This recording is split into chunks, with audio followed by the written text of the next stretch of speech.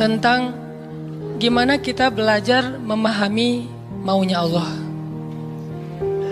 Gimana kita belajar mengerti apa yang Allah kehendaki di dalam satu peristiwa kalau kita ngalamin sesuatu. Karena kalau kita nggak ngerti maunya Allah, nggak ngerti apa kehendak Allah di dalam apa yang kita alamin, kita jadi gampang putus asa. Kita jadi kadang-kadang malah berburuk sangka kepada Allah. Kalau udah berburuk sangka kepada Allah, pasti kita akan mengambil jalan-jalan yang harusnya kita hindari. Nah, kita belajar nih memahami Allah kayak gimana sih maunya. Dan orang yang dekat sama Allah ngerti banget yang gini-gini nih. Kita pengen belajar kayak gitu juga. Kan ada orang, sebutlah kita ya sama temen. Kita tuh udah dekat sama dia dari SD, kita udah barengan. Sama-sama SD tapi beda SD-nya. Gak lucu ya? Gak ketawa gitu. Dari SD udah barengan, SMP barengan, SMP apa? SMA barengan, kuliah barengan, nikah sendiri-sendiri. Nah, udah dari dulu tuh kita udah kenal banget sama dia. Jadi kan kita udah punya feel ya. Udah ngerti banget lah, udah peka banget dia kayak gini, dia kayak gitu, dia lagi sedih, dia lagi marah, dia tersinggung. Kita udah ngerti banget nih. Begitu dia ngomong satu kata, kita langsung ngerti. Misalnya dia ngomong apa gitu, oh berarti dia lagi gak enak hati nih. Dia WA aja nih. Di WA kalau dia bilang aku berarti lagi santai. Kalau dia bilang saya berarti dia lagi kayak ada masalah nih sama kita. Ya udah nanti saya tunggu di mana gitu. Oh kayaknya ada salah nih. Jadi kita peka karena kita ngerti dia. Terus ada apa yang kita lakuin tuh kita ngelakukan sesuai dengan, karena kita empati ya, kita ngelakuinnya sesuai dengan apa yang nyaman buat dia. Terus kalau dia misalnya ngelakuin sesuatu, kita ngerti kenapa dia melakukan itu. Nggak sampai seseorang suuzon. Kenapa ada orang suuzon sama dia? Karena nggak ngerti sama dia. Kenapa ada orang yang salah sangka? Karena nggak ngerti. Gitu juga kita ke Allah. Sahabat Nabi itu sangat mengerti Allah kayak gimana, Rasul kayak gimana. Sehingga ketika turun ayat Al-Quran, mereka bukan cuma ngerti teks atau makna dari ayat secara tekstual, tapi mereka juga ngerti pesan di balik ayat itu. Ini berarti kita udah berusaha untuk berpikir dengan apa maunya Allah. Kalau bahasa agama dengan logika Rabbaniyah, bukan dengan logika ilmiah, tapi Rabbaniyah, berpikir dengan logika Allah, bukan dengan logika kita doang. Contoh teman-teman, ketika turun ayat, salah satu ayat terakhir yang turun kepada Nabi di Al-Maidah, Al-yawma akmaltu lakum dinakum wa atmamtu alaikum ni'mati wa raditu lakumul Islam dinan. Hari ini telah aku sempurnakan untuk kalian nikmatku, singkatnya, dan aku ridhoi Islam sebagai agama bagi kalian. Ketika turun ayat ini, sebagian besar para sahabat bertakbir, Allahu Akbar, bahagia gitu. Kenapa bahagia? Karena ayat ini ayat berita gembira, artinya Islam udah sempurna. Islam sudah utuh, syariat udah beres nih. Tapi ada satu sahabat, yaitu Abu Bakar As-Siddiq, malah nangis ketika ayat ini turun. Ketika yang lain berbahagia. Ditanya sama sahabat yang lain, kayak Umar gitu, ya Abu Bakar, wahai Abu Bakar, kenapa kamu bersedih, kenapa kamu nangis? Bukankah ini ayat busyra, berita gembira? Kata Abu Bakar, ya ini ayat berita gembira. Terus kenapa kamu sedih? Soalnya kalau agama sudah sempurna, syariat sudah utuh, berarti tugas Nabi udah selesai. Kalau tugas Nabi udah selesai, berarti sebentar lagi Nabi akan kembali kepada Allah. Ini tanda-tanda perpisahan.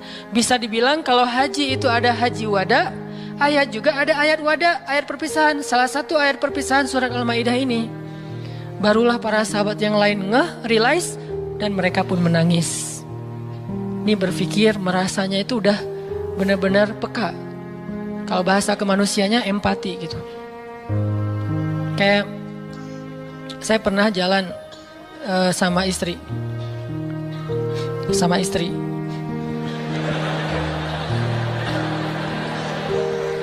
Soalnya nggak mau saya jalan sendiri, pasti jalan sama istri. Terus diajak sama temen makan seafood, ikan panggang. Istri saya tuh udah tahu kalau saya nggak biasa dan nggak masuk nih kalau makan ikan panggang. Paling mentoknya ikan goreng atau ikan di asam pedas gitu ya, garang asam. Tapi kalau yang panggang nggak masuk. Diajak sama teman saya, Ustadz ada ikan panggang enak banget nih, seafood. Benar-benar makannya di samping laut. Saya kan nggak enak nolak undangan ya. Oh ya boleh. Istri saya langsung lirik-lirik. Dan dia nanya, ada yang digoreng nggak? Kenapa dia bisa langsung ngomong gitu? Kan tahu kan jawabannya? Nah, ada nggak yang ngerasain kita kayak gitu kalau lagi jalan? Belum ya? Duh, maaf ya salah ngomong. Yang empati sama kita, yang ngerti banget kita maunya apa, nggak sukanya apa, dia langsung ngerti, langsung minta ikan goreng karena saya tahu saya nggak bisa makan ikan panggang. Atau ada yang ngajak makan kayak ada terasinya, ada jengkolnya. Ini enak banget nih segala macam promo gitu. Saya diem aja. Kan nggak mungkin saya bilang saya nggak suka jengkol, nggak suka terasi. Ternyata menu favorit restoran itu justru jengkol sama terasi. Istri saya langsung mesen apa gitu. Ada telur goreng misalnya. Ini artinya udah ngerti dan berpikir merasa dengan cara empati tadi, peka. Bisa nggak kita ke Allah kayak gitu? Sehingga ketika Allah memberi kita satu hal yang kita sebut musibah, kita sebut kayak ujian, karena kita mengerti Allah, akhirnya kita tahu harus kayak gimana. Akhirnya kita tahu gimana maunya Allah, apa ada yang ada di balik suatu peristiwa yang kita alamin. Ini penting teman-teman. Kenapa? Biar kita bisa belajar sabar, belajar husnuzon dan survive dalam satu masalah. Menggunakan logika Allah. Nah, untuk itu kita coba angkat satu kisah di dalam Al-Quran yang menjelaskan tentang matematikanya Allah ini, ada di dalam surat Al-Anfal. Coba teman-teman buka surat ke-8, surat Al-Anfal. Kita tilawah beberapa ayat pertama. Kita lihat nih logika Allah ketika kayak bentrok dengan logika hambanya. Yaitu surat Al-Anfal ayat 5. Kita baca ayat 5 sampai ayat 8. Ini salah satu peristiwa ketika logika Allah kayak bentrok dengan logika manusia. Kepengennya Allah beda sama kepengennya hamba. Terus apa yang dilakukan hamba itu? Terus apa hasil setelah itu? Kita coba baca ayat 5 sampai ayat 8. A'udzu billahi minasy syaithanir rajim. Silakan.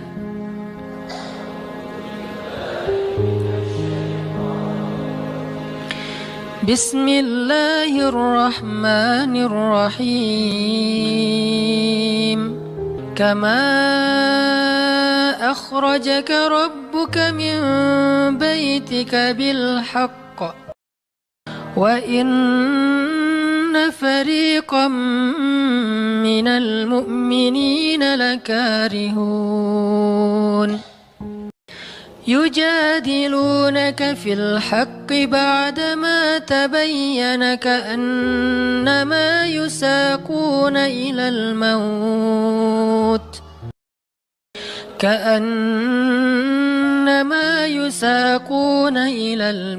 وهم ينظرون وإذ يعدكم الله إحدى الطائفتين أنها لكم وتودون أن غير ذات الشوكة تكون لكم ويريد الله أن يحق الحق بكلماته ويقطع دابر الكافرين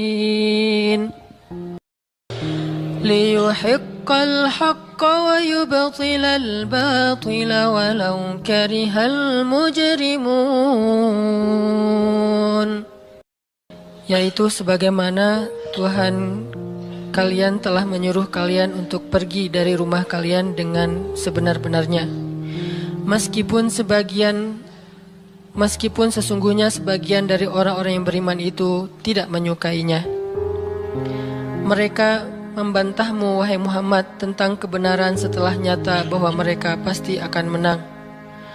Seakan-akan mereka dihalau kepada kematian sedang mereka melihat sebab-sebab kematian itu. Dan ingatlah ketika Allah menjanjikan kepada kalian bahwa salah satu dari dua golongan yang kalian hadapi adalah untuk kalian, sedangkan kalian menginginkan golongan yang tidak memiliki senjatalah untuk kalian. Tetapi Allah hendak membenarkan yang benar dengan ayat-ayatnya dan memusnahkan orang-orang yang menentang sampai ke akar-akarnya, agar Allah memperkuat yang hak, itu Islam, dan menghilangkan yang batil atau kemusyrikan, walaupun orang-orang yang berdosa itu tidak menyukainya. Shadaqallahul azim. Ngerti teman-teman? Agak kurang jelas ya. Kenapa kurang jelas? Karena kita mungkin sebagian belum membaca kisah yang ada di dalam ayat ini.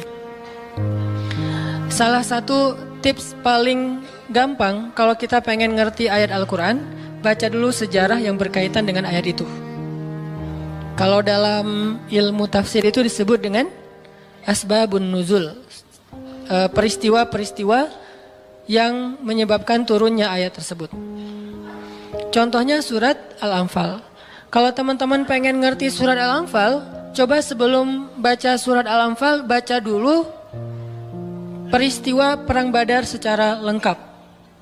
Nanti di buku sejarah tuh ada Perang Badar, cari yang paling tebal, biar nanti pas kita baca detail, banyak hal-hal kecil yang kita jadi ketahuan. Baca peristiwa Perang Badar, setelah berkali-kali baca udah ngerti banget, kayak nonton film berkali-kali sampai hafal. Setelah itu coba baca surat Al-Anfal. Pasti beda. Seolah-olah kita ngalamin ketika ayat itu turun. Itulah bedanya sahabat sama kita. Mereka lebih mengerti Al-Quran karena mereka ngalamin. Nah kita kan cuma membaca teks sejarah, tidak mengalami. Tapi kalau kita baca sejarah berkali-kali lalu baca Al-Anfal, itu akan lebih berasa. Itu yang saya alami. Nah, termasuk ayat yang tadi kita baca. Apa sih yang terjadi sampai turun ayat kayak gini?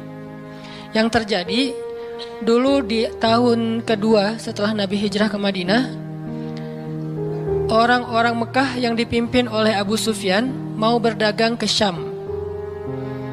Apa yang mereka bawa dalam karavan dagang? Harta-harta orang Islam yang dirampas ketika orang Islam hijrah ke Madinah. Jadi kayak misalnya Abu Bakar hijrah ke Madinah, harta Abu Bakar yang ditinggalin di Mekah itu dirampas sama Abu Sufyan. Terus ada Suhaib bin Amr Ar-Rumi hijrah ke Madinah, semua harta yang ditinggalkan di Mekah, pasarnya, ladangnya, ternak-ternaknya diambil oleh Abu Sufyan lalu didagangkan ke Syam. Nah, setelah 2 tahun kaum muslimin berada di Madinah, dapat kabar nih kalau Abu Sufyan dan karavan dagangnya baru pulang dari Syam membawa keuntungan hasil dagang harta kaum muslimin yang dirampas di Mekah. Berarti yang dibawa oleh Abu Sufyan harta siapa? Harta kaum muslimin ya, harta sahabat. Sehingga Nabi mengatakan, mari kita cegat Abu Sufyan yang ngelewatin jalur dekat kota Madinah, karena emang itu jalur lintas antar negara. Mari kita cegat Abu Sufyan dan kita ambil kembali hak kita.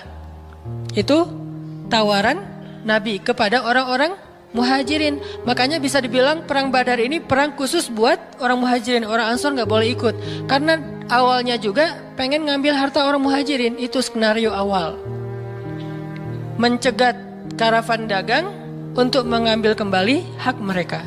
Yang namanya karavan dagang kan gak banyak pengawal, beda dengan pasukan perang. Paling-paling pengawalnya 10-20, dibandingkan sahabat yang 300 orang, ini kecil. Sedangkan keuntungannya kalau berhasil mencegat besar. Jadi tantangannya, resikonya kecil, keuntungannya besar. Ini skenario awal, sehingga para sahabat semangat. Udah 2 tahun kita kelaparan, udah 2 tahun kita gak punya apa-apa, bergantung kepada orang Ansor, gak enak sama orang Ansor. Masa makan terus di rumah orang? Nah sekarang kebetulan harta kita lewat nih, ya udah kita rampas lagi. Itu skenario awal. Udah siap-siap nih, udah siap-siap mau berangkat jalan. Tengah jalan Abu Sufyan dapat berita, kan pakai mata-mata gitu, dapat berita bahwa kaum muslimin mau mencegat. Akhirnya Abu Sufyan langsung nelpon Abu Jahal. Jahal gitu. Nelpon Abu Jahal, dan sinyalnya bagus lagi waktu itu, langsung telepon, nggak putus-putus. Kita mau dicegat nih, coba kamu kirim pasukan untuk melindungi karavan dagang. Soalnya harta yang kami bawa juga ada hak kamu di situ. Jadi diiming-imingi. Abu Jahal pun kemudian mengumpulkan orang-orang Mekah sebanyak kurang lebih 1.000 orang untuk mengawal karavan dagangnya Abu Sufyan.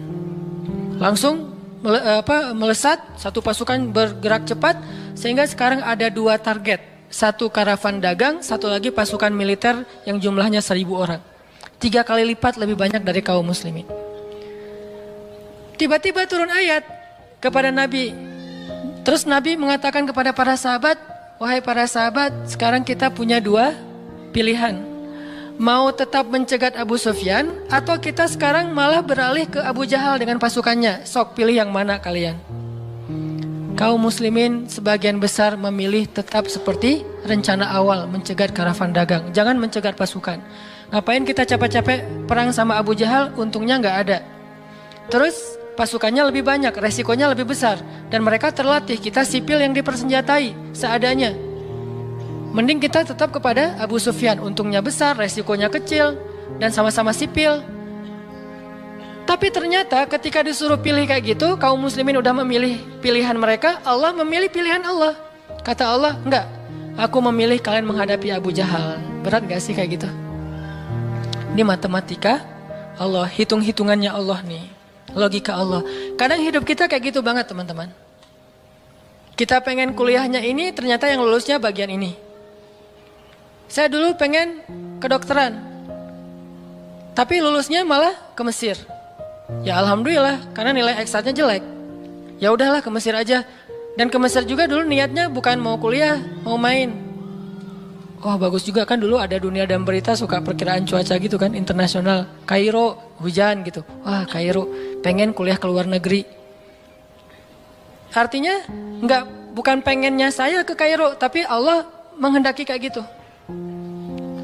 Bukan pengennya saya menikah, Allah yang menginginkan. Saya pengennya dari dulu, bukan waktu itu.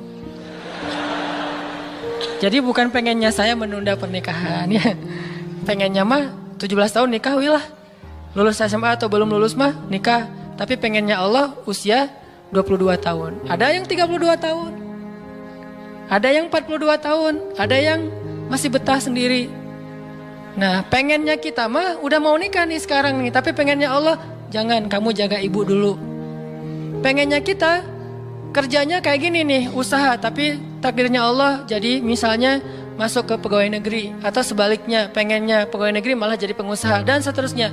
Ada lulusan sains tapi usahanya di wisata kuliner, di usaha kuliner. Ada yang kayak gitu. Ada teman saya lulus ITB planologi, tata kota, tapi usaha kuliner, tapi alhamdulillah dan sukses. Jadi kadang-kadang kepengennya kita sama Allah itu suka bentrok. Dalam kondisi kayak gitu apa yang harus kita lakukan? Termasuk kepengennya kita nggak punya anak dulu, tapi nggak tahu gimana caranya tiba-tiba punya anak misalnya. Masih nggak tahu lagi gimana caranya ya. Kan ada tuh udah nikah, kita jangan punya anak dulu ya, karir dulu ya aja, tapi ternyata nggak ada ikhtiar, pasrah gitu ya, akhirnya punya anak misalnya. Kan bukan kepengennya kita. Atau pengen punya anak tapi belum punya aja, udah 15 tahun menikah belum punya anak. Kayak Nabi Zakaria, gimana nih? Ketika apa yang kita inginkan dengan apa yang Allah inginkan, kesannya bentrok. Itulah yang terjadi kepada kaum muslimin dalam perang Badar. Mereka pengen Abu Sufyan, Allah pengen Abu Jahal. Sehingga Allah katakan di ayat 5-nya, wa inna fariqam minal mu'minin lakarihun. Walaupun sebagian orang-orang yang beriman itu karihun, gak suka. Sehingga pada diam-diam mereka sebetulnya ngeluh gitu. Kenapa ya jadi berubah gini? Tahu gini dari awal gitu kan ya. Mulai desas-desus di antara kaum muslimin. Karihun, tidak suka dengan pilihan ini, gak suka dengan tawaran ini. Inilah yang terjadi. Dan kita kadang-kadang juga karihun dengan kehendak Allah. Karihun, kenapa sih harus kayak gini? Kenapa sih saya hidupnya gini-gini amat? Kenapa saya yang diperlakukan kayak gini? Kenapa? Dulu ada satu tips, katakan saja la'allahu khair. Ya mudah-mudahan ada kebaikan di sini. Yang penting saya udah ikhtiar, jadinya kayak gini, ya udah jalanin aja. Saya udah ikhtiar, jadinya sama dia, ya udah jalanin aja. Mudah-mudahan la'allahu khair. Nah ini kita coba nanti lanjutkan lagi kisah Perang Badar. Terus kita coba lihat hubungannya dengan hidup kita tuh kayak gimana. Mudah-mudahan kita bisa tahu apa yang harus kita lakukan kalau keinginan kita dan keinginan Allah kadang-kadang seperti bentrok. Kita sholat isya dulu ya. Bismillahirrahmanirrahim. Teman-teman yang dirahmati Allah Subhanahu wa taala, tadi kita bahas tentang gimana kadang-kadang kondisi ketika keinginan kita sama maunya Allah itu nggak ketemu. Kita dalam contoh sehari-hari aja, misalnya mau main, ternyata lapangannya becek misalnya. Kalau buat anak-anak BMX atau skate mau ngetrik ternyata lagi cedera. Atau mau jalan sama seseorang, hujan misalnya. Apain lagi? Mau beli handphone baru, ternyata usaha kita yang tadi kita udah pikirin ada untungnya malah rugi. Mau jalan-jalan keluar kota, pasangannya sakit. Dan banyak, kadang-kadang penyebabnya sepele banget, tapi bikin kita kecewa. Nah, gimana caranya kalau kondisinya kayak gitu? Sama kayak para sahabat dulu dalam perjalanan umroh. Pengen umroh, ternyata udah sampai di perbatasan kota Mekah, gak boleh masuk, disuruh pulang lagi ke Madinah. Itu kan diceritain dalam surat Al-Fatihah tentang perjalanan umroh yang berakhir dengan malah perjanjian Hudaybiyah. Niatnya pengen umroh, tapi endingnya perjanjian. Yang isi perjanjiannya, poin-poinnya kayaknya ngerugiin umat Islam banget. Tapi kan Allah punya rencana, dan rencana Allah pasti yang terbaik daripada rencana kita. Masalahnya gimana kita bisa ridho, bisa rela kalau kondisi itu terjadi dalam hidup kita. Kita sih yakin, ini adalah qadarullah, keinginan Allah. Tapi bikin kita yakin itu jadi berbuah, yakin itu kan kayak pohon ya. Iman itu adalah pohon. Gimana biar pohon ini berbuah? Salah satu buahnya itu adalah sifat ridho, sifat nerima. Sehingga dengan sifat ridho itu akhirnya kita punya kebaikan. Kebaikannya jadi bisa survive, tenang hadapi masalah, sabar dan seterusnya. Nah, gimana caranya? Setelah kita dapat sesuatu, kita yakin kepada Allah, terus jadi ridho. Nah, ini belajar matematikanya Allah Subhanahu wa taala. Dan itulah yang terjadi dalam perjanjian Hudaybiyah, terjadi kepada Siti Maryam yang tadi dibacain suratnya. Maryam gak pengen punya anak tanpa suami. Kalaupun harus punya anak, nikah dulu. Tapi Allah punya rencana lain. Rencana manusia punya anak setelah nikah. Lagian Maryam lagi belum siap menikah nih. Belum ada cowok yang pantas buat Maryam. Justru karena itulah Allah beri dia anak tanpa laki-laki, tanpa suami. Kenapa? Nggak ada suami yang pantas buat Maryam. Mungkin satu-satunya lelaki yang pantas buat Maryam cuma Nabi Muhammad. Tapi kan beda zaman. Masa Maryam harus nunggu Nabi Muhammad 300 tahun lagi kan ya? Nah, ternyata karena nggak ada yang pantas buat dia, akhirnya dia punya anak tanpa harus melalui seorang suami. Mungkin kita terlalu soleh sehingga nggak ada yang pantas buat kita. Pantasnya cuma bidadari, ya udah di akhirat nikahnya. Husnuzannya mah ya. Mungkin di atas nih nggak ada yang pantas jadi imamnya, soalnya terlalu solehah. Jadi imam juga kayak ragu gitu. Aduh, ngimamin dia, hafalannya udah luar biasa, bacaannya lebih bagus, guru tahsin lagi tuh. Saya baru belajar pratahsin, masa mau jadi imam seorang cewek yang guru tahsin? Karena dia terlalu keren, akhirnya nggak ada yang pantas buat dia nih. Maryam kayak gitu banget. Karena terlalu keren, terlalu soleh, sampai ulama aja ragu Maryam ini nabi atau bukan gitu. Sehingga ada dua pendapat ulama, sebagian bilang Maryam bukan nabi, orang soleh. Tapi ada ulama yang bilang Maryam itu emang nabi, satu-satunya nabi dari cewek. Satu dari 4 perempuan yang sempurna. Dan di antara 4 itu kayaknya menurut sebagian ulama Maryam nomor 1 tuh. Walaupun secara usia Asia, Maryam, Khadijah, Fatimah. Tapi Maryam itu paling keren lah. Tiba-tiba hamil, datang cowok keren, baju putih, jubah putih, auranya tuh luar biasa. Pokoknya cowok paling keren aja. Sampai Maryam kaget dan berta'awuz. Inni a'udzu birrahmani minka in kunta taqiyya. Aku berlindung kepada Allah dari kamu. Ketemu cowok keren malah berlindung, bukan bersyukur. Coba. Duh keren banget ya. Astagfirullah, auzubillah gitu kan ya. Nih Maryam nih. Duh ceweknya keren banget.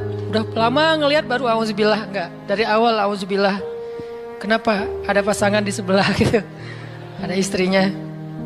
Nah, Maryam langsung ta'awuz, inni a'udzu birrahman minka in kunta taqiyya. Kata Jibril, cowok keren itu ternyata namanya Gabriel. Kata Gabriel, innama ana rasulu rabbik liahaba laki ghulaman zakiyya. Jangan takut Maryam, aku itu utusan Tuhanmu, artinya malaikat yang pengen ngasih kamu anak yang sangat suci. Kata Maryam, anna yakunu li ghulam, gimana saya akan punya anak walam yamsasni basyarun. Gak ada seorang laki-laki pun yang pernah nyentuh saya, nyentuh aja gak pernah. Walam aku baghiyya, dan saya juga tidak pernah merendahkan diri depan laki-laki, artinya berbuat dosa. Anna yakunu li ghulam, gimana caranya saya punya anak? Kata Jibril, kadzaliki qala rabbuki huwa alayya hayyin. Itu udah kehendak Allah. Dan itu hayyin, mudah banget buat Allah SWT. Sepele banget lah buat Allah. Fahamalat, tiba-tiba Maryam hamil. Fantabadat bihi makanan qasiyya. Karena Maryam malu ketahuan hamilnya, akhirnya Maryam pun pergi ke suatu tempat yang terpencil. Qasiyya, Aqsa. Aqsa itu artinya tempat yang jauh. Masjidil Aqsa disebut Al-Aqsa karena dia jauh dari Masjidil Haram. Kalau Madinah kan dekat. Masjid yang paling mulia kan ada 3 itu ya, Mekah, Madinah, Palestina. Nah dia disebut Aqsa karena tempatnya jauh. Makanan qasiyya, tempat yang sangat jauh, terpencil, nggak ada siapa-siapa. Fantabadat bihi makanan qasiyya. Fa'aja ahal makhadu. Tiba-tiba dia udah harus ngelahirin setelah sekian bulan, mungkin 9 bulan. Qalat, dia bersandar di sebuah pohon, kemudian dia berkata, ya laitani mittu qabla hadza wa kuntu nasyam mansiya. Dia kayak orang menyampaikan satu bentuk kalimat sedih, kayak kalau bahasa sederhananya kayak ngeluh gitu. Ya laitani mittu qabla hadza, aduhai seandainya aku mati aja daripada harus menanggung malu kayak gini. Maryam itu kan pemalu banget. Mahkota sifat malu itu dipakai banget sama Maryam. Makanya ketahuan hamil nggak punya suami, itu buat Maryam pukulan paling luar biasa, telak banget. Walaupun dia nggak berbuat dosa, tapi tetap aja orang kan ngata-ngatain dia. Ditambah lagi Bani Israel, tahu sendiri kan Bani Israel suka banget viralin fitnah. Ada apa viral Bani Israel teh? Maryam hamil di luar nikah, viral. Semua orang ngomongin mana Maryam. Terus rumahnya tuh dilemparin batu karena dianggap sebagai pembawa sial bagi Bani Israel. Dasar Maryam ngaku-ngakunya suci, sok suci segala macam. Sehingga Maryam bilang, ya laitani mittu qabla hadza. Aduhai seandainya saya mati aja sebelum ini terjadi pada saya. Sehingga saya menjadi orang yang tidak pernah dibicarakan oleh siapapun. Sedih. Berarti pengennya Maryam beda dengan pengennya Allah. Secara emosional, secara manusiawi, secara fitrah ada penolakan dan itu manusiawi. Maryam menolak. Begitu juga sahabat Muhajirin. Wa inna fariqam minkum lakarihun. Minhum lakarihun. Walaupun sebagian kalian itu dalam keadaan karih, menolak, nggak suka. Emangnya kita mau nerima musibah? Pasti kita nolak kan secara spontan, fitrah, manusiawi, nolak. Ya laitani mittu qabla hadza wa kuntu nasyan mansiya. Aduhai seandainya aku mati aja sebelum kejadian ini terjadi padaku, sehingga nggak ada orang yang ngomongin tentang aku. Jadi nggak ada trending topik tentang Maryam waktu itu. Dia berharap kayak gitu. Semua berita buka channel mana aja Maryam. Asal buka Instagram yang muncul duluan di home tuh Maryam. Viral banget, semua orang ngomongin Maryam. Sehingga Maryam, bayangin, semua orang ngomongin kita se-Indonesia. Karena emang sebelumnya kan Maryam memang selebgram banget kan. Semua orang pengen nge-following Maryam. Jangankan yang cewek-cewek, yang cowok juga pengen nge-following Maryam. Cuman gak ada yang pantas. Semuanya kagum sama Maryam, respect. Tiba-tiba berubah. Kalau gak naik, jatuh kan gak berasa nih. Kita gak naik jatuh, paling keseleo dikit. Tapi kalau naiknya udah terlalu tinggi jatuh, kan lebih sakit nih. Maryam tuh naiknya udah terlalu tinggi. Saking tingginya sampai Nabi menyebut dia satu di antara 4 yang sempurna di muka bumi. Gak ada perempuan yang sempurna kecuali 4 itu. Itu benar-benar dipuja-puja tuh Maryam. Pengen punya anak nanti namanya Maryam. Pengen punya istri kayak Maryam. Pengen punya ibu kayak Maryam. Pokoknya Maryam itu idola banget tuh di zaman tersebut. Bani Israel kalau suka lebaynya luar biasa. Kalau benci, wah noraknya juga luar biasa. Tuh Bani Israel. Berlebihan gitu. Kalau suka habis-habisan sampai dijadikan Tuhan kan dulu. Mereka pernah mengangkat seorang laki-laki yang soleh jadi Tuhan. Namanya Uzair. Namanya Uzair. Disebut sebagai anak Tuhan. Kemudian juga Isa juga gitu. Bani Israel tuh luar biasa kalau suka. Kalau benci, wah habis-habisan juga tuh dijelek-jelekin. Kayak mereka ngejelek-jelekin Musa, Harun. Kalau Harun gak terlalu sih, Musa. Kayak mereka ngejelek-jelekin Nabi, malaikat apa? Mikail, malaikat Jibril. Kan Bani Israel paling gak suka sama Jibril ya.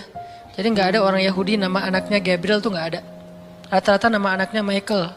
Karena mereka senang banget sama Mikail, gak suka sama Jibril. Kenapa? Jibril itu kalau turun pasti bawa perintah. Wahyu kan? Jibril mah hese, bawa perintah wae gitu. Bawel Jibril menurut mereka. Kalau Mikail keren, bawa rezeki, bawa rahmat, bawa apa. Sehingga mereka senangnya sama Mikail. Dibikinlah film Jin versus Gabriel. Malah nggak yang baik itu waktu itu Jin. Kan banyak tuh film-film kayak gitu tuh. Itu memang dari dulu kayak gitu. Nah, Maryam naik tinggi, dipuja-puja semua orang. Maryam, kalau ketemu Maryam, fallback dong, gitu-gitu pada. Wah, pokoknya heboh aja sama Maryam. Tiba-tiba ada kasus, Maryam kan jatuhnya dalam banget sehingga Maryam tuh nggak siap perasaannya. Bukan karena dia sombong dan senang dipuja, tapi memang dia orang yang selama ini nggak melakukan kesalahan apapun, tiba-tiba dihadapkan dengan tuduhan yang sangat-sangat menyedihkan. Mirip dengan yang dialamin oleh Aisyah dituduh selingkuh. Orang sekelas Aisyah dituduh selingkuh kan berat banget. Kita aja dituduh macam-macam udah wah sedih kan, apalagi Aisyah sekelas Aisyah yang terjaga dituduh selingkuh. Maryam terjaga dituduh selingkuh. Ternyata diam-diam Maryam banyak banget ada versi gosip dia melakukannya dengan rahib. Ada gosip melakukannya sesama murid di Al-Aqsa, ada gosip melakukan dengan Zakaria, banyak gosip. Berat banget buat Maryam sehingga Maryam mengatakan ya laitani mittu qabla hadza wa kuntu nasyan mansiya. Aduhai seandainya aku mati aja. Aduhai seandainya dulu aku gak bikin akun Instagram, pasti gak akan jadi apa-apa gitu. Nyesel udah punya akun. Udah gitu banyak lagi yang ngomongin. Akhirnya turun ayat. Turun lagi Jibril. Turun malaikat. Fanadaha min tahtiha alla tahzani qad ja'ala rabbuki tahtaki sariya. Dipanggillah Maryam oleh malaikat itu. Ya Maryam, la tahzani. Kalau Abu Bakar, la tahzan. Kalau Maryam, la tahzani. Dua orang yang disebutkan kalimat la tahzan di dalam Al-Quran. La tahzan, innallaha ma'ana. Siapa? Abu Bakar. Kalau Maryam, la tahzani, qad ja'ala rabbuki tahtaki sariya. Jangan sedih wahai Maryam, gak usah khawatir. Allah udah memunculkan mata air di bawah kakimu. Artinya Allah yang akan merawat kamu, Allah yang akan ngebelain kamu, Allah yang akan deketin kamu, Allah bersama kamu wahai Maryam. Apa pelajarannya di sini teman-teman? Ketika Allah menggunakan logikanya yang kita tidak bayangkan, yang awalnya kita tolak, itu artinya Allah sedang memberikan kita kesempatan hanya akan ditolong oleh Allah saja, tidak oleh makhluk. Ketika Allah menempatkan kita dalam satu situasi yang sulit, yang sampai bikin kita kehabisan ide nih gimana cara keluar dari situasi ini, itu berarti Allah lagi ngasih kita kesempatan masuk dalam sebuah situasi yang tidak ada yang bisa nolong kita kecuali Allah. Allah pengen nolong sendiri. Dan pertolongan Allah itu ajaib.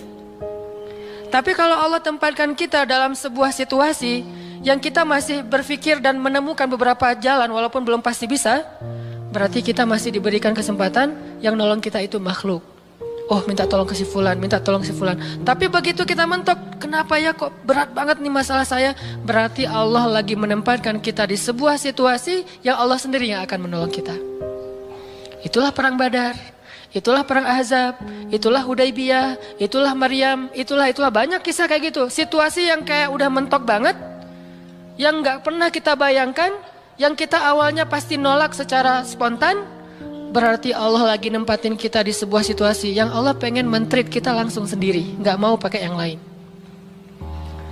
Qad ja'ala rabbuki tahtaki sariyya. Allah sendiri yang akan memunculkan mata air di bawah kakimu, wahai Maryam.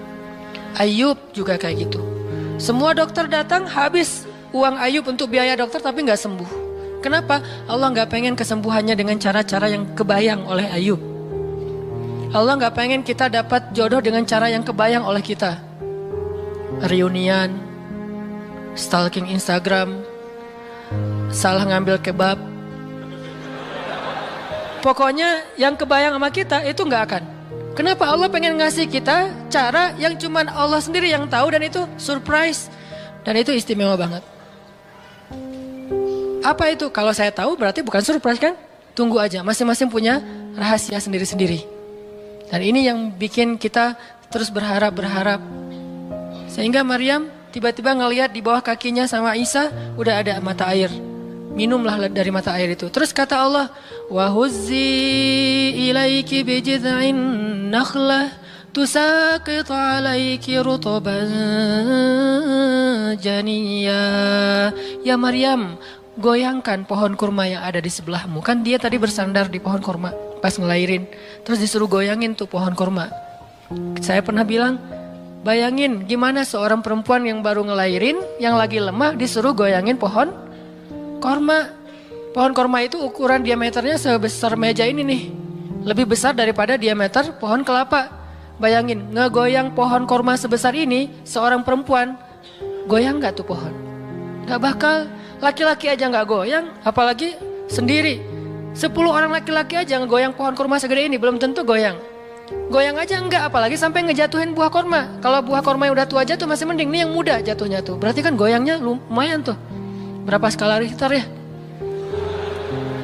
Yang muda jatuhnya rutoban janiyya, bukan kurma yang tamar, yang udah tua, yang udah emang dihembus juga pakai angin jatuh, enggak. Wahuzzi, goyangkan pohon kurma itu ya Maryam. Apakah Maryam berpikir, Allah kalau ngasih perintah yang logis deh? Enggak kan? Kan Allah tahu ini pohon kurma dan saya baru ngelahirin, masa disuruh goyang? Enggak. Logika kayak gini, pertanyaan kayak gini enggak muncul dari orang yang udah pasrah banget sama Allah, yakin kalau Allah yang perintahkan, lakukan aja deh. Gak usah tanya gimana nanti hasilnya, itu bagian Allah, bagian kita ngelakuin apa yang Allah perintahin, disebut dengan ikhtiar. Kadang-kadang ikhtiarnya nggak nyambung dengan hasil, tapi Allah suruh, ya udah lakuin aja. Maryam pegang tuh pohon, baru digoyang dikit udah langsung berguncang. Tusaqit alaiki, jatuhlah, bukan jatuh, berjatuhanlah. Berarti banyak nih. Berjatuhanlah untukmu rutaban janiyya, buah-buah kurma yang masih muda tapi manis. Artinya apa? Hasilnya Allah yang pilih. Kurma yang mana yang mau jatuh, dengan rasa apa yang mau jatuh, yang jaraknya sekian dari tempat duduknya yang Maryam yang akan jatuh. Allah yang menentukan hasil. Tugasnya Maryam cuma ngegoyangin dong, walaupun gak mungkin akan terguncang. Ini iman. Belajar iman. Allah yang suruh, ya sudah saya lakukan. Allah suruh ikhtiar, ya saya ikhtiar. Allah suruh berobat, ya saya berobat. Tapi hasilnya Allah yang nentuin kayak gimana caranya. Akhirnya rutoban janiyya, berjatuhan. Kata Allah, fakuli washrobi wa qarri aina. Makanlah Maryam, minumlah Maryam, dan bersenang hatilah kamu dengan semua ini. Sehingga kata Nabi komen setelah baca ayat ini nih. Nabi komen Nabi apa? Korma dan manusia itu ada hubungan sejarah. Diciptakan dari jenis tanah yang sama. Jadi pohon-pohon lain itu jenis tanahnya beda. Cuman satu yang mirip dengan manusia, jenis tanahnya korma. Sehingga salah satu yang cepat merecovery seorang perempuan yang baru ngelahirin adalah makan rutoban janiyya, korma yang yang muda tapi manis. Jangan dikasih ke bayinya ya, keselak, bahaya. Kasih ke ibunya. Kalau ke bayinya, tamar, korma yang udah tua, terus dikunyah sama bapaknya dengan syarat bapaknya udah gosok gigi. Jangan habis makan bala-bala, cengek, makan kurma kasih ke bayi. Kasih ke bayi yang tua, kasih ke ibunya yang muda, dan itu cepat merecovery seorang perempuan. Kata Nabi di situ ada obat dari penyakit. Intinya teman-teman, kayak gitu ternyata cara Allah. Ini logika Allah nih. Sehingga ketika kaum muslimin, balik lagi ke surat Al-Anfal, dihadapkan dengan satu pilihan yang mereka nggak pernah ngebayangin dan secara spontan karihun, menolak, maka Allah Subhanahu wa taala menyampaikan kenapa Allah memilih itu. Karena kata Allah, tujuan dalam pencegatan ini bukanlah mengambil harta, tetapi untuk menunjukkan mana yang benar, mana yang batil. Ya sudahlah, daripada menentang Allah, sami'na wa ta'na, ikut. Walaupun sebetulnya hatinya masih karihun, gak rela gitu. Ikutlah pilihan Allah dan Rasul. Mereka pun ganti rute, dari yang tadi rute mau mencegat Abu Sufyan, sekarang rute kepada Abu Jahal. Mulai ngutus mata-mata Abu Jahal, berapa pasukannya segala macam, bermalam di sebuah tempat di daerah situ. Malamnya Nabi itu gak bisa tidur. Nabi sepanjang malam beristighosah. Jadi istighosah itu teman-teman salah satu di antara sunnah-sunnah Nabi SAW. Apa istighosah artinya? Doa yang sangat lama. Nabi malam itu sama Abu Bakar berdua gak tidur. Yang lain pada tidur kan, besok mau perang nih. Malam ini mereka tidur, besok mau tanding aja disuruh tidur kan ya. Apalagi besok mau perang. Tidur, wajib tidur. Yang belum tidur pokoknya pura-pura tidur. Tidur aja. Kayak kita besok mau akad kan harus tidur ya. Walaupun susah tidurnya.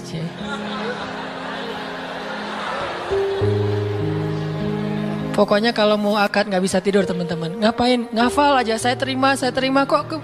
Nanti takut salah saya tolak kan bahaya. Udah diizinin sama calon mertua masih ditolak. Nah, malamnya pada tidur kecuali 2 orang. Rasul sama Abu Bakar. Selalu berdua orang ini nih pokoknya soulmate banget. Direkam soulmate-nya di Al-Quran. Rasul beristighosah, doa yang sangat khusyuk. Berharap banget, panjang lagi doanya sepanjang malam. Sampai Nabi mengangkat kedua tangannya tuh gak gini, tapi gini. Pernah gak doa kayak gini? Nah makanya masih sendiri ya. Coba istighosah, ya Allah. Langsung tuh. Jadi kalau doa jangan gini doang. Apalagi gini, santai. Sesekali doa, Allah. Ternyata belum, naik lagi sampai mungkin. Dan itu ada sunnahnya, Nabi berdoa dengan, kan Nabi berdoa kadang mengangkat tangan, kadang tidak mengangkat tangan, kayak doa sehari-hari misalnya angkat tangan kan ya. Kayak mau makan misalnya, Bismillahirrahmanirrahim amutu wa ahya, Allahumma barik lana gitu ya, kan gak harus ngangkat tangan. Sarewai ini.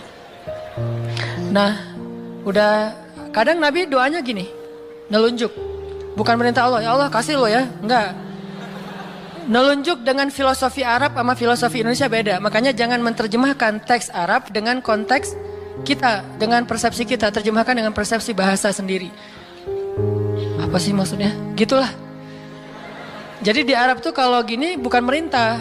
Gini tuh artinya cuma engkau yang saya harapin ya Allah gitu maksudnya. Jadi kalau ya Allah itu maksudnya engkau doang yang saya harapin, iya karena budua iya karena selain gitu. Bukan ya Allah pokoknya harus ya bukan.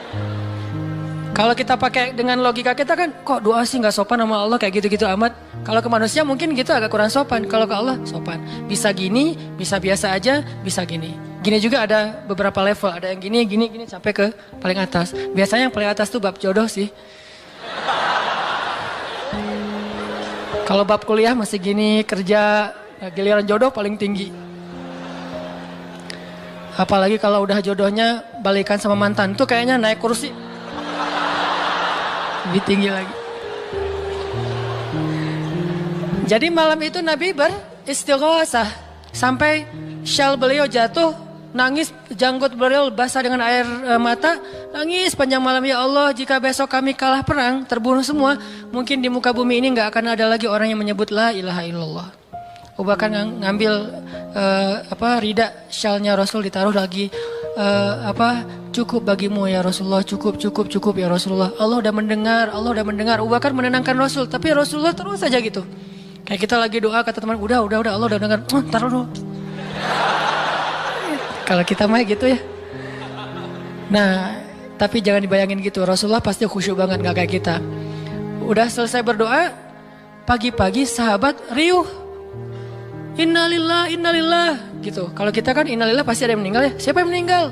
Enggak, innalillah itu musibah, enggak harus selalu orang meninggal. Ya Rasulullah maafkan kami. Kenapa? Ternyata sebagian para sahabat malam itu digoda oleh syaitan sehingga semua pada mimpi basah. Maaf. Tapi kayak gitu emang sejarahnya. Bukan semua, sebagian besarnya mimpi basah. Sehingga pas bangun mereka dalam keadaan junub, kotor, tidak suci, tapi nggak ada air. Untuk wudhu aja kurang, apalagi untuk mandi. Dan mandi junub kan harus semuanya. Sedangkan besok mereka mau berperang melawan musuh dalam keadaan tidak suci. Ini kayak pertanda buruk gitu. Dan mereka merasa mentalnya makin drop. Tiba-tiba Allah beri ketenangan buat mereka. Turun air hujan. Malam itu hujan turun. Hujannya hujan lokal lagi. Camp kaum muslimin hujan. Camp orang kafir enggak. Hujan. Nyebrang-nyebrang. Hujan enggak. Yang namanya di Indonesia gitu. Di camp kaum muslimin hujan. Di campnya orang kafir enggak hujan. Akhirnya pada mandi. Alhamdulillah, Allah Akbar. Itu nanti ada ayatnya setelah itu. Coba nanti baca lagi halaman kedua. Ketika ada adegan hujan segala macam. Itu ceritanya kayak gitu. Akhirnya makin mantap. Alhamdulillah bisa mandi, wudhu, minum. Baru mereka yakin bahwa ini adalah benar-benar perintah Allah.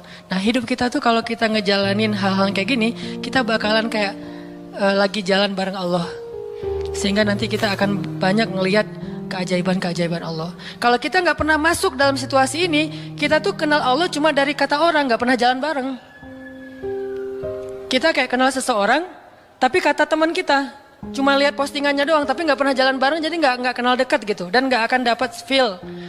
Begitu juga kita kenal Allah. Kalau kita kenal Allah hanya dalam situasi normal, wajar, nyaman, berarti kita kenal Allahnya cuma dari katanya, cenah. Nggak pernah ngalamin sendiri. Begitu kita dihadapkan dengan situasi kayak gini, berarti kita lagi diajak Allah jalan bareng. Yuk jalan bareng saya, siap ya Allah. Banyak kejutan-kejutan, banyak yang bikin kita kaget. Kenapa? Karena kita jalannya dengan zat yang maha kuasa. Dia akan tunjukin kekuasaan-kekuasaannya. Dan kekuasaan Allah yang paling luar biasa ditunjukin justru dalam kesulitan. Kalau dalam normal gak luar biasa namanya. Kayak kita sama teman kita. Dia ngasih kita hadiah atau pinjam duit 100.000 pas kita lagi awal bulan. Kan biasa aja ya. Coba kalau dia pinjemin duit 50.000 pas akhir bulan. Kan luar biasa kan? Jadi makin kita sulit, Allah tunjukin kekuasaannya, di situ kita makin lihat gimana kita tuh bergantung banget sama Allah. Emang Allah bikin skenarionya kayak gitu.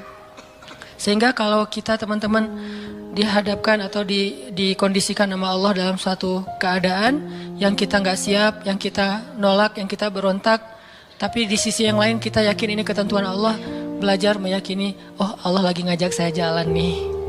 Allah lagi ngajak saya jalan biar lebih kenal sama Allah. Biar Allah nunjukin langsung. Satu, kedua niatin juga, oh Allah pengen memperlakukan saya khusus, nggak mau pakai yang lain, berdua aja biar Allah yang menolong saya. Karena udah nggak bisa ngarap siapa-siapa. Akhirnya kaum muslimin pun melakukan peperangan Badar, duel dulu nih. Jadi ada kayak tarung dulu 3 orang dari kaum muslimin, 3 orang dari orang kafir. Tarung, salah satunya jagoannya Nabi, kesayangan dan kebanggaan Nabi banget, anak muda yang bernama Ali bin Abi Thalib. Ali maju, kalah musuh, terkapar, 3-tiganya mati. Kaum muslimin bertakbir, ahadun ahad. Yel-yel yang dipakai oleh Bilal dulu di Mekah, dipakai oleh kaum muslimin. Menanglah perang Badar. Dan dalam peperangan itu Allah tunjukkan yang luar biasa, kaum muslimin ditolong oleh makhluk yang turun dari langit berbondong-bondong, terbang menyambar dengan pakai ikat kepala berwarna hijau. Malaikat. Jadi ada khusus malaikat yang tugasnya sebagai malaikat militer. Ini malaikat angkatan udara nih. Malaikat militer. Kalau yang tadi kan di Maryam angkatan darat. Jadi ngasih korma segala macam. Ini angkatan udara. Nyambar dari atas, bayangin. Kaum muslimin lagi perang, tiba-tiba serangan udara kan luar biasa tuh. Dan ini pertolongannya munculnya kenapa? Karena kaum muslimin memilih pilihan Allah, menggunakan logika Allah. Di logika itu, di jalan itu, di kondisi itu, Allah bakalan nunjukin banyak keajaiban. Kalau kita pengen lihat keajaiban, belajarlah untuk bersabar kalau kita tiba-tiba berada dalam kondisi kayak gitu. Kalau enggak, kita enggak akan pernah ngelihat keajaiban dan kebesaran Allah. Tiba-tiba datang malaikat nyamber, terus pergi lagi, nyamber lagi. Itu berbondong-bondong tuh, ribuan malaikat. Ngapain sih kok banyak banget ribuan malaikat? Sebetulnya satu malaikat juga ngehembus kan habis tuh orang kafir ya. Ya apaan sih orang-orang, habis kan ya? Gampang kan buat malaikat, kenapa sampai ribuan? Kata Allah alasannya bukan untuk ngancurin orang kafir. Alasannya untuk meneguhkan orang beriman. Jadi Allah kirim banyak tujuannya untuk meneguhkan orang beriman. Sehingga bertambahlah keyakinan mereka kepada Allah Subhanahu Wa Taala. Kita aja yang memang tidak diberikan kesempatan bisa ngelihat malaikat. Tapi malaikat tuh nolongin kita.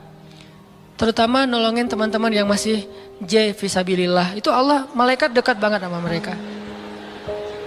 Saya udah gak tega nyebutnya.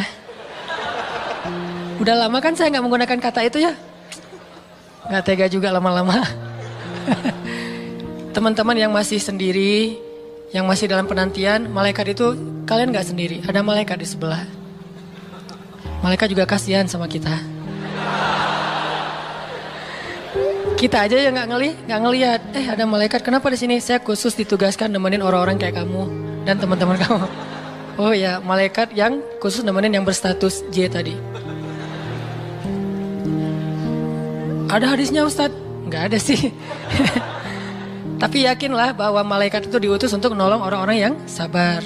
Status sabar kan bisa status masalah tadi, bisa masalah rezeki, bisa masalah sakit. Pokoknya ada malaikat aja yang nolongin mereka. Ngedoain mereka, berselawat untuk mereka, memberikan naungan rahmat untuk mereka. Pokoknya banyak tuh. Apalagi para sahabat yang tadi mau memilih pilihan Allah walaupun awalnya nolak, karihun.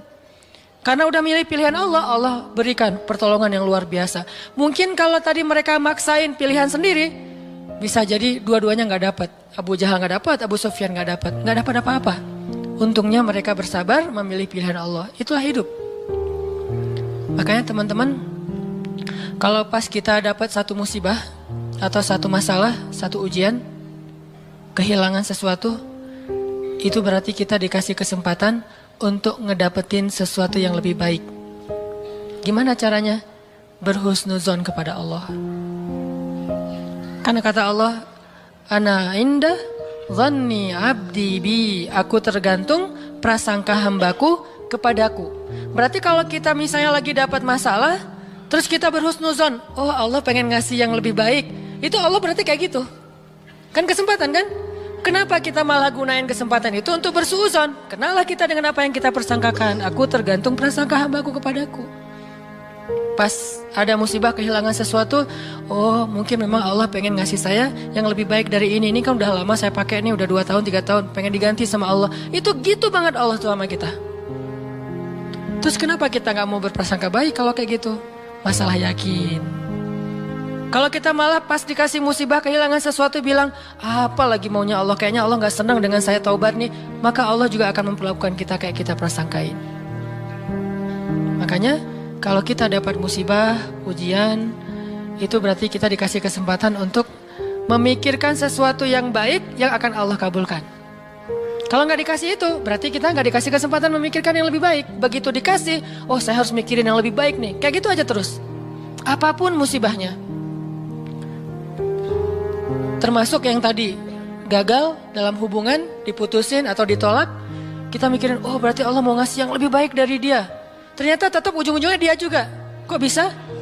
Oh berarti dia diperbaiki sama Allah. Dibuat lebih baik, dibuat lebih soleh, lebih pantas, baru bareng dengan kita. Coba kalau nggak dibuat lebih soleh udah langsung jadian. Kan bisa bahaya juga buat kita. Stres juga kan mikirnya ya. Makanya Nabi mengatakan, sebaik-baik perhiasan adalah istri yang soleha. Itu benar-benar menyenangkan hati. Kebahagiaan bagi laki-laki itu adalah memiliki seorang istri yang soleha. Istri yang soleha itu bukan cuman istri yang hafal Qur'annya banyak, yang hafal hadisnya bukan wawasan. Istri yang soleha itu istri yang akhlaknya baik. Yang kalau kita ngelihat dia langsung bahagia. Jadi pulang ke rumah itu gak pernah nyetel TV. Kenapa Papa nggak pernah lihat TV, kan lihat Mama. Ya. Yang lama nonton TV, pasti ini nggak nyaman ngelihat istrinya nih. Jadi kalau sampai rumah bikin kopi, duduk di tengah ruangan, lihat istri lalu lalang gitu. Pak, TV-nya di situ, ngapain ke sana kemana Mama pergi? Itulah hiburan buat Papa. Berat juga Pernah nggak ngomong kayak gitu? Belum. Gimana mau ngomong, nggak ada orangnya ya. Nanti kalau udah ada gitu tuh. Makanya saya jarang nonton TV sering nonton YouTube soalnya. Nah ini ya teman-teman. Jadi kita berprasangka begitu dikasih musibah, oh berarti Allah pengen ngasih yang lebih baik. Yang terbaik deh yang kita prasangkain. Karena Allah akan kayak gitu banget. Inilah rahasia matematika Allah. Ya Allah berlakukan kepada Ahlu Badar. Ya Allah berlakukan kepada para sahabat yang berjanjian Hudaybiyah, Bai'atul Ridwan. Ya Allah berlakukan kepada Siti Hajar, Maryam, dan banyak lagi kisah-kisah yang benar yang disebutkan di dalam Al-Quran. Mudah-mudahan nambah yakin kita. Kita bukan minta musibah, tapi emang itu fitrah kehidupan manusia. Udah kayak gitu sunatullah. Semua yang hidup pasti dikasih ujian. Jangankan orang biasa, jangankan orang beriman, orang biasa aja dikasih ujian, apalagi beriman. Beriman itu pasti dikasih ujian sama Allah. Cuman karena ujian itulah Allah memperlakukannya lebih istimewa daripada orang lain. Jadi siapa orang yang paling istimewa di mata Allah? Yang paling banyak diuji. Jadi jangan pede dulu bahwa kita lebih istimewa di mata Allah gara-gara kita ibadahnya lebih bagus dari teman kita. Bisa jadi teman kita nggak tahajud. Bukan berarti nggak perlu tahajud ya, tahajud keren, bagus, luar biasa. Tapi ini kalau kita ke orang lain gitu, misalnya kita udah tahajud, misalnya kita udah taklim, misalnya kita udah tilawah, misalnya kita udah sedekah, misalnya. Terus kita ngerasa kayak lebih baik dari orang lain, jangan. Karena bisa jadi ibadah teman kita, diam doang tuh. Ngapain? Sabar menghadapi ujian, itulah ibadahnya. Bisa jadi orang yang paling mulia di mata Allah itu orang yang sedang sakit di rumah sakit atau di rumahnya yang nggak bisa berobat bertahun-tahun. Pas kita lihat ke dia mah nggak, ibadahnya nggak dahsyat kayak kita. Nggak pernah ikut talim, tilawahnya sedikit-sedikit, paling juga yang dia hafal aja karena udah nggak bisa baca saking sakitnya. Tapi ibadahnya itu 24 jam sehari lewat apa? Sabar menghadapi ujian sakit. Berarti bisa jadi teman kita yang baru diputusin itu lebih mulia daripada kita yang baru jadian. Jadi jangan ngeledekin ya, jangan suka membuli lah. Karena yang dibully itu bisa jadi lebih mulia daripada yang membuli. Astagfirullahaladzim ya. Itulah teman-teman kajian tentang matematika Allah. Mudah-mudahan kita mengerti. Maksud mengerti di sini meyakini, bisa bertambah yakin sama Allah dan bisa diterapin. Tadi kalau dikasih ujian berarti kita punya kesempatan berprasangka baik supaya kita dapat apa yang kita prasangkakan. Kalau dikasih ujian berarti Allah pengen ngajak kita jalan berdua nih. Kalau dikasih ujian berarti Allah pengen memperlakukan kita secara khusus. Nggak mau yang lain bantu kita, pengen Allah doang yang bantu. Dan itu keistimewaan dari Allah untuk kita. Ya Allah, paham kami kehendak-kehendak-Mu ya Allah. Jangan biarkan kami berburuk sangka kepada Engkau ya Allah. Karena jika kami berburuk sangka kepadamu, maka itu tidak akan merugikan Engkau sedikit pun ya Allah. Jika kami berputus asa, itu pun tidak akan merugikan-Mu ya Allah. Engkau tidak butuh kepada kami, tetapi kami yang butuh kepadamu ya Allah. Pahamkan kami tentang ketentuan-ketentuan-Mu. Pahamkan kami tentang kebijaksanaan-Mu. Pahamkan kami tentang kebaikan yang ada di sisi-Mu. Sehingga kami bisa menjalani hidup kami dengan penuh prasangka baik. Menjalani hidup kami dengan penuh kesabaran, optimis, berserah, dan selalu yakin kepada Engkau ya Allah. Ya Allah, kuatkanlah iman kami. Karena dengan kekuatan iman itulah kami bertahan. Kami tidak bertahan karena fisik kami yang kuat. Kami tidak mampu bertahan karena uang kami yang banyak. Kami tidak mampu bertahan karena kesempatan kami yang lapang. Kami bertahan dalam satu ujian jika iman kami kuat kepada Engkau ya Allah. Kuatkanlah iman kami ya Allah. Terutama ketika kami merasa lemah, sendiri dan tidak berdaya. Ketika kami merasa tidak ada yang bisa menolong kami dalam satu masalah selain Engkau ya Allah. Ketika kami merasa ujian yang kami hadapi sudah hampir di batas kemampuan kami ya Allah, saat itulah dekap kami dengan kasih sayang-Mu ya Allah. Dekap kami dengan kasih sayang-Mu sebagaimana Engkau mendekap Rasulullah SAW. Tolong kami, temani kami sebagaimana Engkau menemani Rasulullah dan Abu Bakar di dalam Gua Thur. Beri kami jalan keluar sebagaimana Engkau memberikan kebaikan kepada Maryam. Jangan biarkan kami berputus asa dan memilih jalan yang tidak Engkau ridhai ya Allah. Kami takut dan kami berlindung kepadamu dari nafsu diri kami sendiri ya Allah. Kami berlindung kepadamu dari kelemahan diri kami sendiri ya Allah. Kelemahan yang membuat kami tidak lagi berharap kebaikan di sisi-Mu. Kelemahan yang dalam diri kami yang membuat kami tidak mau lagi berikhtiar.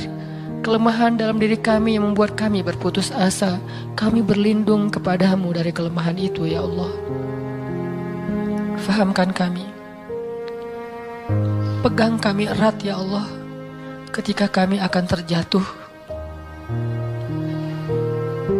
Justru kami sangat membutuhkan-Mu saat itu ya Allah. Kami sangat membutuhkan-Mu saat itu ya Allah.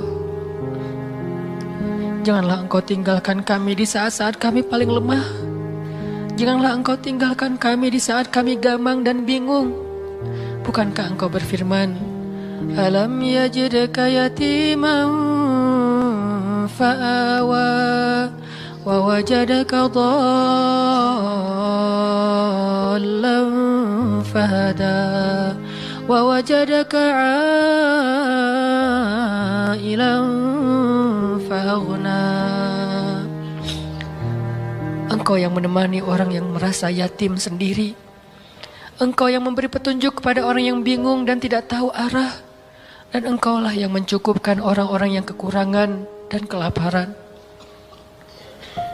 Temani kami ya Allah. Beri kami petunjuk ya Allah. Cukupkanlah kami ya Allah. Kami mohon ya Allah.